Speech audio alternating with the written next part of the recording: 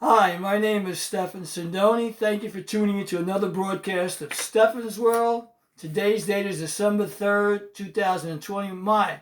How this year has flown by. My guest tonight is funny man, the G-Man, Allan Gitlin. Allan, thanks for coming on the show tonight. Hey, Stefan, what's happening, buddy? What you up to? Well, I'm about to laugh my booty off right now. For those of you out there who don't know who the G-Man is, Allan, can you bring our audience up to speed and tell them a little bit about yourself tonight? A little bit about me. I'm an actor. I'm a comedian. I'm a scriptwriter. I do a lot of podcast interviews. I'm the interviewee, whatever you want to call it. I'm the I guess, not the E. Been in some major movies, a few little commercials, a lot of independent movies, a couple of music videos. Matter of fact, there's one out there now. If anybody knows Little TJ, called FN, and I'm the judge in that, and it's got a tremendous amount of following on YouTube and on Spotify. So that's a little bit about my background. I've been in this industry about off and on about 20 years. Okay, Allan, right now, I'd like to ask you, now you're living in New Jersey right now. Tell me, what's Correct. happening in your state since the pandemic? Well, we have a clueless freaking Phil, as I call him, our governor, and he's raised the taxes. He's raised the roads, the roads at Parkway and Turnpike, the tolls, while half the state's been out of work, and with no consent for us, we don't have to vote on it. He just raised them. There's a $7.2 million road fund that disappeared somewhere during Chris Christie's administration, which was the governor before him, and nobody asked where it went. So they have to come up with some money for our roads.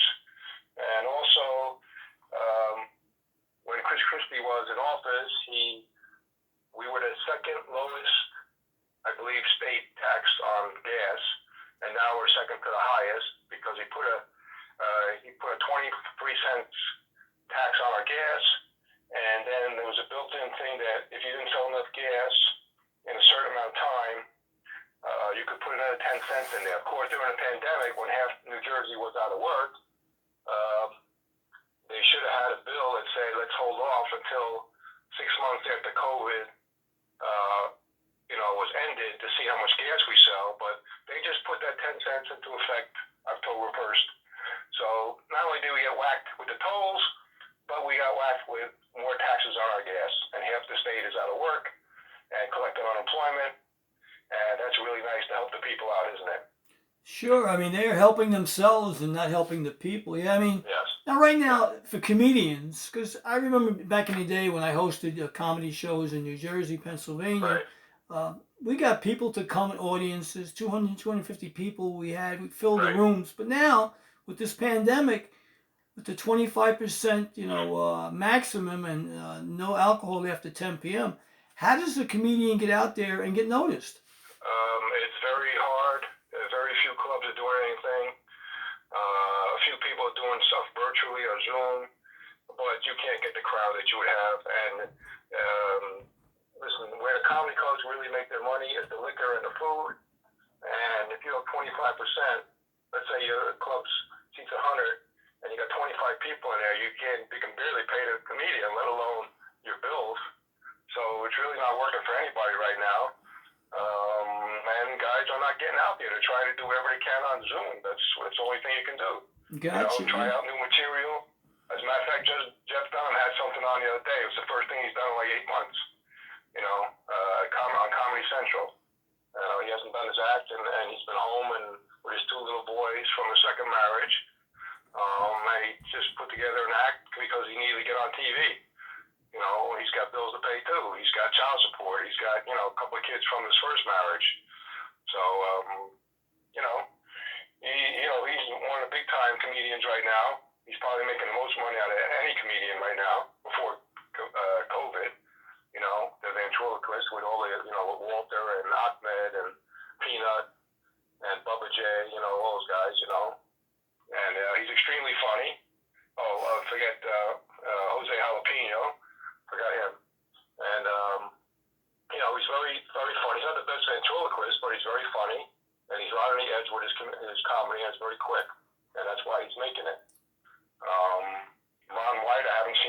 anything in a while.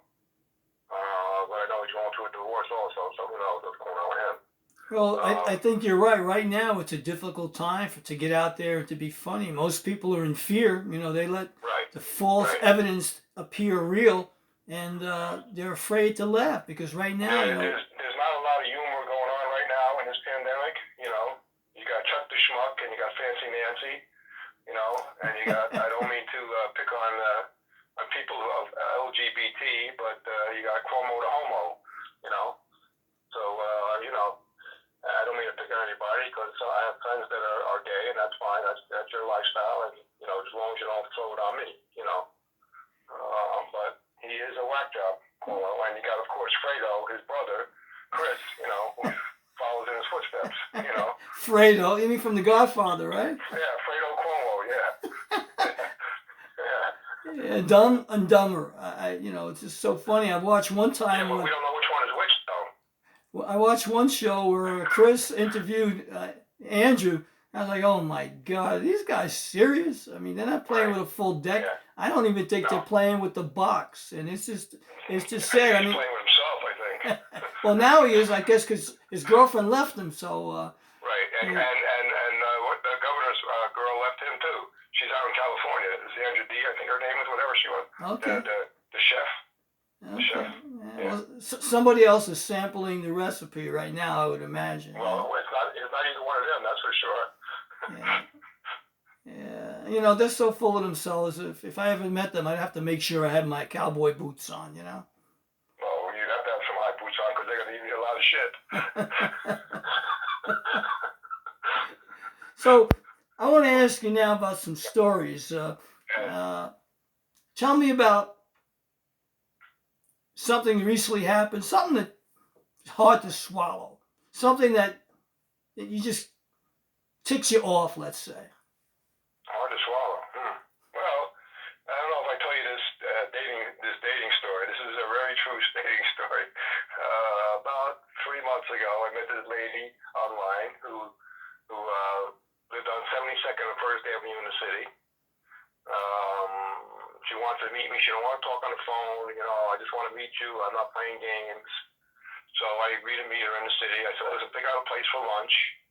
And a couple of days before we go to meet, I check out this place, and I realized that a hamburger is $30. Wow. Anyway, lunch cost me $92, I believe, that day. No big deal. So we walk down First Avenue, and there's a little shop there, and a very pretty lady. She looked like Aunt Margaret. She's built like Aunt Margaret. And anyway, so there's a little boutique, and she sees a full-length coat that she likes, and she says, do you mind if I go in and look at it? I said, sure, go ahead. You know. So she goes in, and she says to the lady, how much is it? And the lady says $540. She says to the lady, I'll give you $500. And the lady says, listen, this is not a flea market. The coat is $540. So she says, well, I'll give you $500 cash right now. The lady said, listen, you don't understand me. This is not a flea market. So anyway, she continues to talk to the lady and the owner, and she says, do you have one in my size? She said, you know, the one in the window is going to be too small on you because you're too big on top. And she says, well, can I try it on? The lady said, listen, I'm telling you it's not going to fit you. You need a little bigger size. So she insists on it, and the lady lets her try it on, and of course she can't button it across the top. Okay? So she said to the lady, did you have one in my size? She said, yes, I had one in your size. I saw it this morning. The lady went shopping. It's in the back. She said, I'll tell you what, I give you $500 cash. Tell the lady you had a spot on it. She said, the lady already paid me. I can't do this. What are you wrong with you?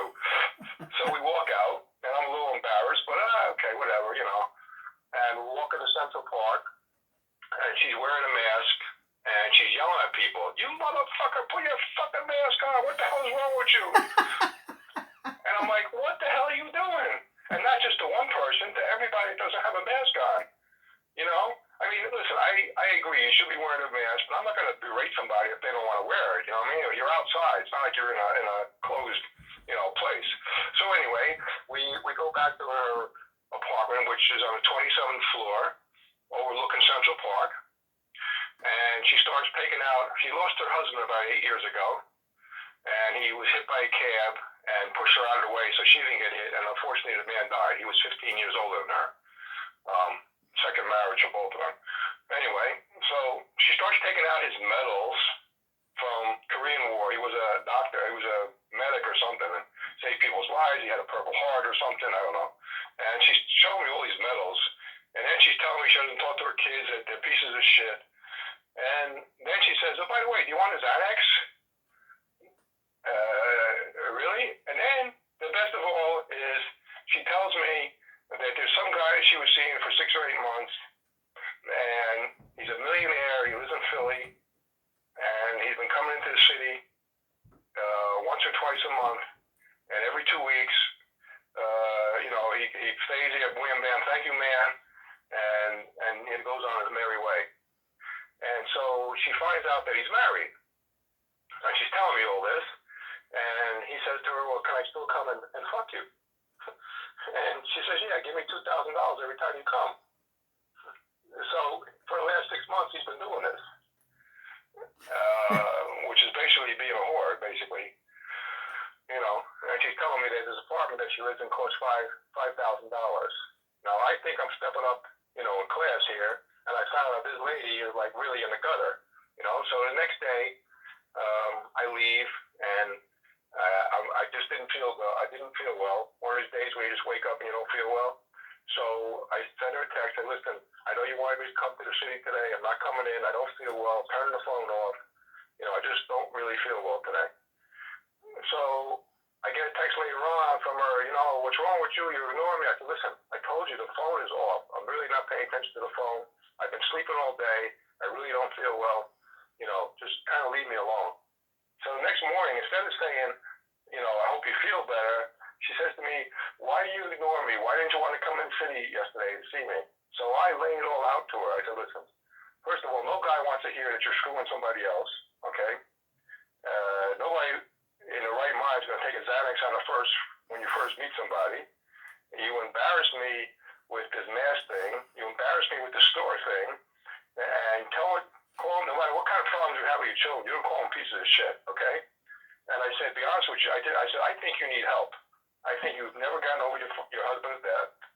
And I think you need help. You need to repair your relationship with your children.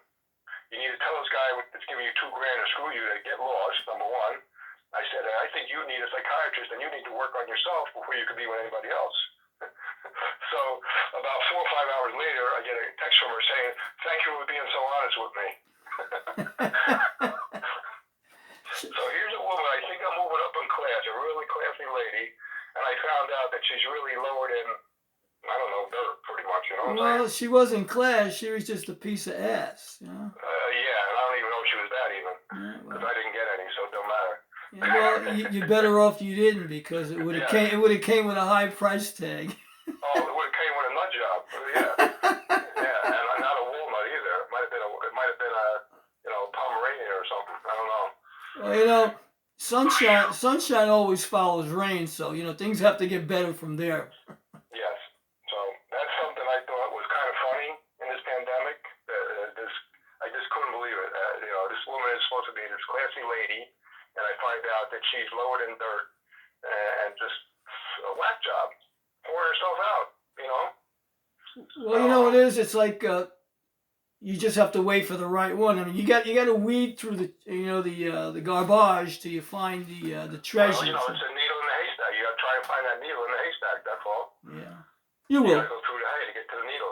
You will. Well, you found what you don't want. Now you know what you do want, because right. People open up their mouths and stick their foot in it. Exactly. So let it be them, not you. But you learned a lesson from that. It wasn't that costly, like the other guy's lesson, and no. But it was nevertheless a lesson in dating. In dating, yep. So here we are, Mm-hmm. December 3rd. Year's almost over. Magic wand time. What do you want for the world this year? Well, I would just like to see this thing get solved, this COVID. If this vaccine really works. I mean, too many people are getting sick. we need to go back to a normal life, whatever that is anymore. Yeah. We need to go without masks, be outside with our friends, and be able to congregate with our loved ones, without worrying. Well, you're right. This brings up many red flags. I was watching Channel 4 this morning, and I don't really watch the news, Today Show, I think it's called. And the announcer comes on and says, since 2015, Bill Gates has spent $450 million for the CDC because he wants to get a vaccine for this COVID. I'm saying, wait a minute, isn't he a computer guy? What has he got to do with, the medical profession? And you realize that this magic pill that they want to get is not what it's supposed to be. Right now they want to get people divided so that way they can take it all what they have, and it's a shame. And when people wake up, they'll do what my grandfather, my Italian grandfather, not my Jewish one, but my Italian grandfather told me about Italy during Mussolini's reign. And my grandmother's cousin, my grandmother was Teresa Ciano, and her cousin was Mussolini's mistress. True story. And my grandfather had like 6 boys that he had to get out of Italy because Mussolini was going to put them into the army one by one. And he told me, he said that Mussolini was the worst piece of garbage that you could ever meet.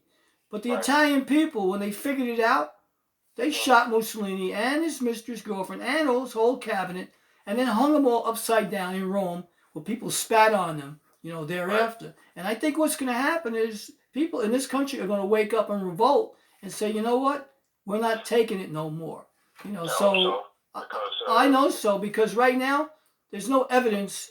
I mean, we've had the bubonic plague, we have all different flus. More people die from the flu every year, Allan, than are dying from this. And when you take people out of a hospital and you send them a test to go to an independent laboratory, comes back false positive, then you send them from the hospital where they're secure with doctors to nursing homes all over the state to die. And then when the governor is asked about it, his response is, well, they were going to die anyway. Well, no, they weren't going to die. Thank you very much. Throw people out the window. Right. Their lives don't exist. It don't Right, matter. exactly. So that way the state can get back some of the money that they have been giving out, doling out over these years. And you look at it now, they want to put in Staten Island, and I'll throw this out there, South Beach, another place, facility hospitals to send people.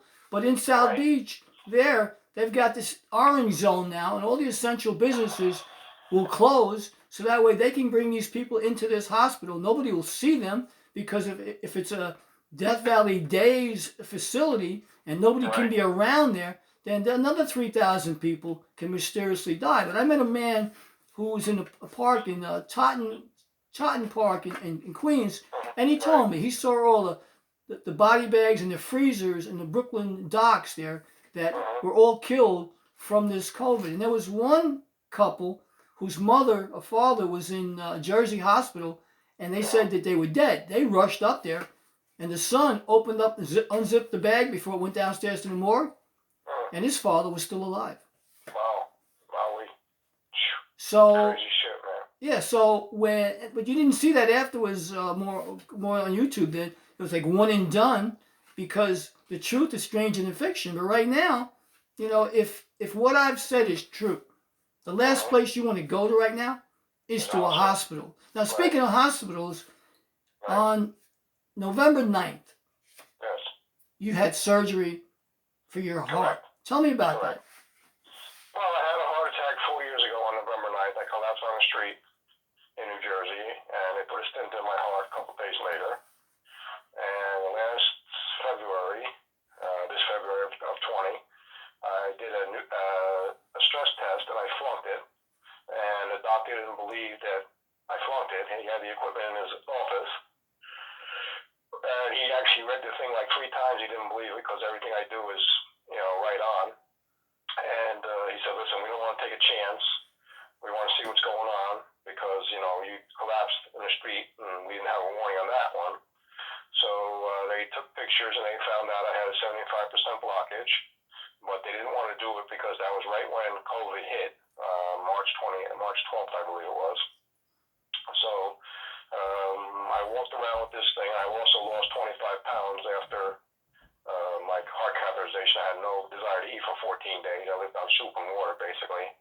And I couldn't get out of bed. They also gave me some new medicine, which apparently I couldn't handle. But anyway, and so at the beginning of October, I called up and I said, listen, I got to get this thing done. You know, this is going on way too long now. And we decided that I needed a second stint in my heart. And I said to the doctor said, when do you want it done? And I said, well, we waited 7 months. We might as well wait another couple of weeks and have it done the same day as my heart attack. So I can't forget 11/9 because of my heart attack. And so we might as well put the second stint in on the same day, which he was laughing. He's like, really? And I go, well, why do I need to remember another day for? I'm getting older and my memory's getting a little shorter. So, do it the same day. And so I had a stint put out on the 9th of November, and now it's almost a month. And I've been back to the doctor once, and everything's good. I don't have any pain. I have a little soreness, but nothing major where they went in with the camera. It was black and blue, and now it's turning orange, and I got a little lump there, but it'll go away eventually. But otherwise I feel fine. But they got me in on, the surgery was done around 11 o'clock on the 9th, and I was out of there by noon the next day. There's no reason to keep me as long as they monitor my heart, everything's okay, get you out of here, So. Well, I'm glad that they took care of that. I'm glad they didn't remove your funny bone because you still got it, bro. They were pretty close though when they went in the groin there though. Well, that's the wrong bone. Sorry about that. Oh, that is my funny bone according to some women. We won't go there. No, you did. That's okay. It's okay. It's fair game here tonight. Yeah, I know that. I just try to make people laugh. Listen, comedy is made to make you get away from your problems and make you laugh. And you got to be able to laugh at everything possible. You can't take anything to heart. You got to be able to laugh at yourself and laugh at, like I'm Jewish and I tell Jewish jokes and I'm part Polish and I'll say, I did something and somebody say you did it wrong. I'll go, good, I got an excuse, I'm Polish, You got to be able to laugh at yourself. You can stereotype any group, I don't know if you ever heard this, but, my kids are Jewish and Italian. So I have a joke about what they can't get wholesale, they steal. Well, it's... Make it off, you can't refuse one or two. It's funny because my mother was Jewish and my father was Italian, and there was a synagogue right on my block. And right. They didn't think I was Jewish, and they would say, kid, you can't play here, it's Saturday, right? So I had this little beanie copter on my head, and I waited till just about when everybody was going in, and I set it off, I set off the copter, so it didn't go too well, but that was my comedic start in life. But regardless of what you are, be proud of what you are, who you are, and realize that we're all beautiful until we open up our mouths and prove otherwise. Right. When I meet somebody, they don't believe I'm Jewish. You know me, and yes. A lot of people don't think I'm Jewish. So if it's a guy, I show him my mezuzah. If it's a girl, I show him my circumcision. And then you should show him your wallet with the leftovers from the circumcision. That's right, the tips. I keep the tips. That's right. There's a joke about that. Did I ever tell you the joke about that? About the Jewish guy that goes into the store to buy something, and the guy says, that wallet's awful small. And he says, if you rub it a few times, it becomes a suitcase. Bang, zoom. I love that one. Allan, Yes, sir. Tell me your website, how people can get a hold of you, how they can... Okay. My website is www.theg-man.net. There's a phone number on there. There's probably an email address on there. You can see all the stuff I've done. Like I said, I've done some major movies, a few here and there, some commercials, some industrial commercials, and a lot of independent stuff that you probably never saw, never even heard of. But it looks good on my resume, so that's all I know. That's exactly right. The more. Anybody, being an actor or a comedian is a good dream to have, and don't give up on it. Have fun, make a little money. You never know who you meet along the way, and that's the main thing. Enjoy everything you do. I enjoy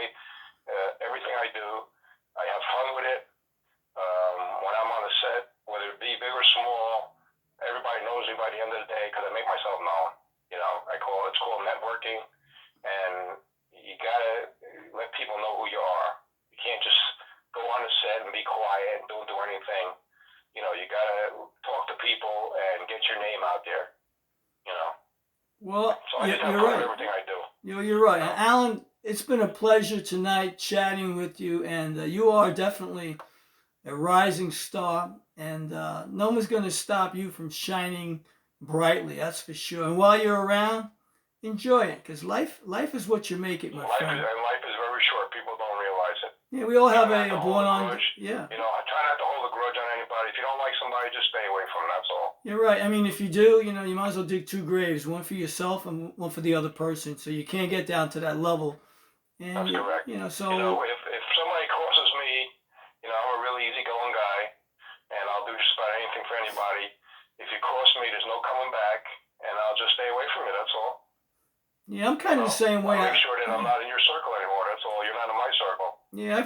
I pretty much let them turn to stone. I just turn my head and, you know, out of sight, out of mind, and try not to get down to that level, and just try to find like-minded people. And I'm glad that I was on that train, you know, from Chicago via going to New York, and I met you, because it's been a fun ride, you know, from the beginning to the end. And I'm sure you and I will have more rides, more conversations, and more stories to tell. So, Allan, I want to thank you tonight for coming on Stefan's World and sharing this with me. And live as long as you want, and never want as long as you live, brother. Okay? Correct, Stefan. Yeah. All right. We'll say goodnight. And Stefan Sindoni signing out.